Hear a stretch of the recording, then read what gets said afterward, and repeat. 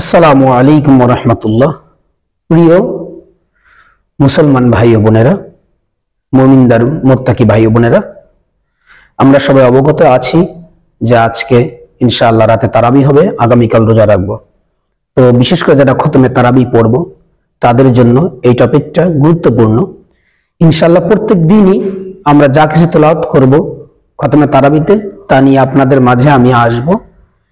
কিছু কিছু গুরুত্বপূর্ণ আয়াত আপনাদের সামনে আমি উপস্থাপন করব, অনুবাদ করব। ইনশাআল্লাহ আমরা এই বিষয়ে জানবো এবং অন্যকে জানাবো। তাই আসুন, আজকে যে তেলাওয়াত হবে সেটা হচ্ছে সূরা বাকারার 1 নম্বর আয়াত থেকে নিয়ে শুরু করে 203 নম্বর আয়াত পর্যন্ত তেলাওয়াত হবে। অর্থাৎ 1 নম্বর পারা শেষ হয়ে 2 নম্বর পারার 10 নম্বর পৃষ্ঠা পর্যন্ত তেলাওয়াত হবে। তো এই সূরার মধ্যে প্রথমে আল্লাহ সুবহানাহু ওয়া তাআলা বলেন, যালিকাল কিতাবুল লা রাইবা ফি, এটাতে এমন একটা কিতাব যার মধ্যে কোনো সন্দেহ নেই, সংশয় নেই, কোনো ডাউট নেই। হুদাল লিল মুত্তাকিন, এটা মুত্তাকিদের জন্য হিদায়াত। এই কোরআন এটাই হিদায়াত দিতে পারবে। কোন আল্লাহ সুবহানাহু ওয়া তাআলা এই সূরার বাকারার 185 নম্বর আয়াতে বলেন, শাহরু রমাদান আল্লাযী উনজিলা ফীহিল কুরআন হুদাল লিন-নাস ওয়া বায়িনাতিন মিনাল হুদা, যে এ তো সেই কোরআন যেই কোরআন এই রমজান মাসেই নাজিল হয়েছে। কিসের জন্য? যে এটা মানুষের জন্য হিদায়াত, এটা মানুষকে হিদায়াত দিবে, এটা সত্য মিথ্যার পার্থক্য করবে।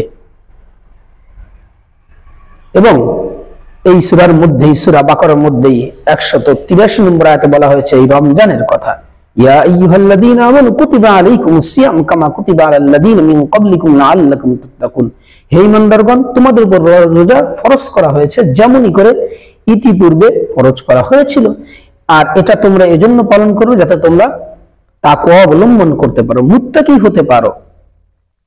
এই সূরার মধ্যে রয়েছে 152 নম্বর আয়াতে, ফাযকুরুনি আযকুরুকুম ওয়াশকুরুলি ওয়া লা তাকফুরুন, তোমরা যদি আমাকে স্মরণ করো আমিও তোমাদের স্মরণ করব, আর তোমরা আমার কৃতজ্ঞতা প্রকাশ করো, শুকরিয়া আদায় করো, নিয়ামতের শুকরিয়া আদায় করো, ওয়া লা তাকফুরুন, কিন্তু তোমরা অস্বীকারী হয় না।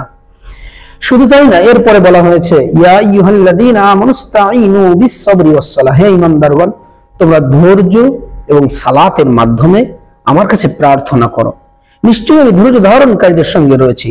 রমজান মাস একটা ধৈর্যের মাস, সিয়াম সাধনার মাস। সব জায়গাতেই ধৈর্য ধারণ করতে হবে রমজান মাসে, এবং বেশি বেশি করে সালাত আদায় করতে হবে, তারাবির সালাত আদায় করতে হবে, তাহাজ্জুদের সালাত আদায় করতে হবে, 5 ওয়াক্ত সালাত তো অবশ্যই আদায় করতে হবে, বেশি বেশি করে কোরআন কারীম তেলাওয়াত করতে হবে। এজন্যই আল্লাহ সুবহানাহু ওয়া তাআলা বলেছেন যে মানুষকে প্রতিনিধি করে তৈরি করা হয়েছে, ওয়াইদ ক্বালা রাব্বুকা লিল মালাইকাতি ইন্নী জাইলুন ফিল আরদি খলিফা, মানুষ এই পৃথিবীর প্রতিনিধিত্ব করবে, মানে আল্লাহ এবং আল্লাহ রাসূলের বাণী মানুষের কাছে পৌঁছে দিবে, মানুষকে সৎ পথের দিকে নির্দেশ করবে, অসৎ পথ থেকে মানুষকে নিষেধ করবে। এখানে আল্লাহ সুবহানাহু ওয়া তাআলা আরো বলেছেন, ইয়া আইয়ুহাল্লাযীনা আমানু কুলু মিন তাইয়্যিবাতি মা রাযাকনাকুম, পৃথিবীতে যা কিছু পবিত্র রিজিক রয়েছে তা তোমরা গ্রহণ করো, কিন্তু তোমরা হারাম ভক্ষণ করো না।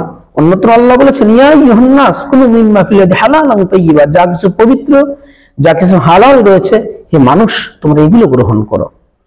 মানুষ গ্রহণ করবে হালাল, যেগুলো হারাম গ্রহণ করবে না। আরো বলা হয়েছে, ওয়াকিমুস সালাহ ওয়া আতুজ যাকাহ, সালাত আদায় করো এবং যাকাত প্রদান করো।